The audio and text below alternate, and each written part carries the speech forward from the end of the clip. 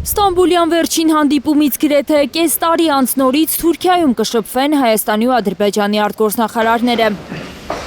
Ոչ թե տետատետ հանդիպում կլինի, այլ պանելային քննարկում, որին Արարատ Միրզոյանից ու Ջեյհուն Բայրամովից բացի կմասնակցի նաև նրանց վրացի պաշտոնակից Մակա Բոջորիշվիլին։ Նրանք կքննարկեն Հարավային Կովկասում տարածաշրջանային համագործակցության մարտահրավերներն ու հնարավորությունները։ Իդեպ Ադրբեջանի նախագահը 2 օր առաջ հայտարարել էր, թե վրացական կողմը առաջարկներ է արել Հայաստանի ու Ադրբեջանի միջև վստահություն կառուցելու ուղղությամբ, ու իբրև թե իրենք համաձայնել են, հայկական կողմը չի արձագանքել։ Հայաստանի արտգործնախարարության խոսնակն արձագանքել է սրա վերաբերյալ Հայլուրի հարցմանը։ Վրացական կողմը պարբերաբար հանդես է գալիս համագործակցության եզրեր գտնելուն միտված գաղափարներով։ Հայաստանը բարձր է գնահատում վրացական կողմի ջանքերը եւ պատրաստ է հնարավոր գաղափարների քննարկմանը կառուցողական մոտեցմամբ։ Կոնկրետ նախաձեռնությունների վերաբերյալ պայմանավորվածությունների առկայության պարագայում կտեղեկացնենք։ Թե արդյոք վրացական կողմը այս անգամ էլ Անտալիա է գնացել հայ-ադրբեջանական հարաբերությունների կարգավորման ինչ-որ առաջարկներով, դժվար է ասել։ Ինչ օրակարգով է Թուրքիա մեկնել Հայաստանի արտգործնախարարը։ Քաղաքագետ Սուրեն Սուրենյանցը կարծում է, տարբեր հարթակներում հայ-ադրբեջանական շփումները վատ չեն, միայն թե այդ դեպքում էլ պետք է հստակ օրակարգ ունենալ։ Այդ շփումներին Հայաստանը գնում է առանց օրակարգի։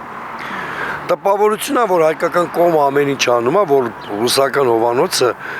եթե չեղավ փոխարինել արևմտյան հովանոցով, գոնե փոխարինի թուրքական հովանոցով։ Քաղաքագետը կասկածներ ունի, որ Հայաստանը դիվանագիտական խողովակներով Թուրքիա ուղերձներ է ուղարկում, խնդրելով Էրդողանին համոզել Ալիևին ստորագրել խաղաղության համաձայնագիրը։ Հակառակ պարագայում անիմաստ կլներ Անկարայից,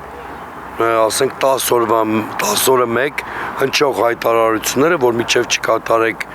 Ադրբեջանի պահանջները, մոռացեք հայ-թուրքական հարաբերությունների կարգավորման մասին։ Այդ նշանակում է փակ խողովակներով հայկական կողմը անկատիշոր բան է խնդրում Անկարայից, որին հետևում են հրապարակային արձագանքներ։ Բայց Թուրքիայից հնչող նախապայմանները հայ-թուրքական հարաբերությունների կարգավորման համար չեն խանգարում Ռուբեն Ռուբինյանին ու Սերդար Քլչին լավ քննարկում ունենալ։ Այդպես է բնութագրել այսօր Անտալիայում տեղի ունեցած հանդիպումը հայ բանագնացը X-ի էջում։ Նրանց հանդիպման նախօրեին էլ հայտնի դարձավ, որ Հայաստանի ու Թուրքիայի փոխարտգործնախարարներն են կարևոր քննարկում ունեցել։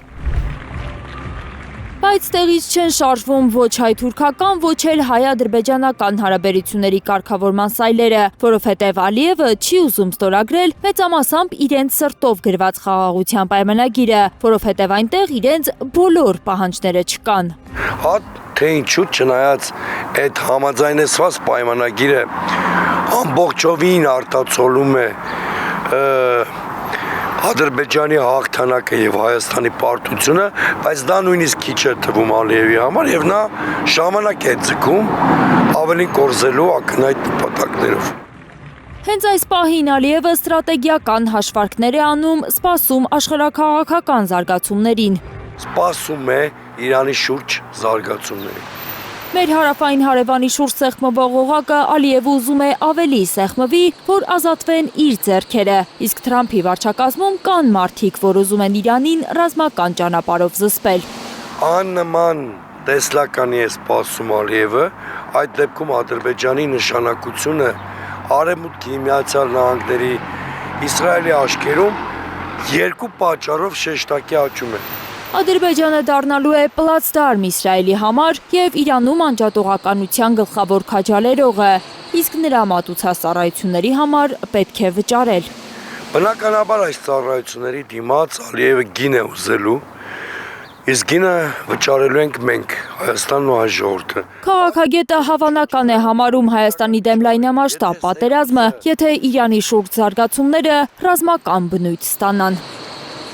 Լիլիթ Սարգսյան, Հենրիկ Համազասպյան, Սմբատ Ասլիկյան, Հայլուր։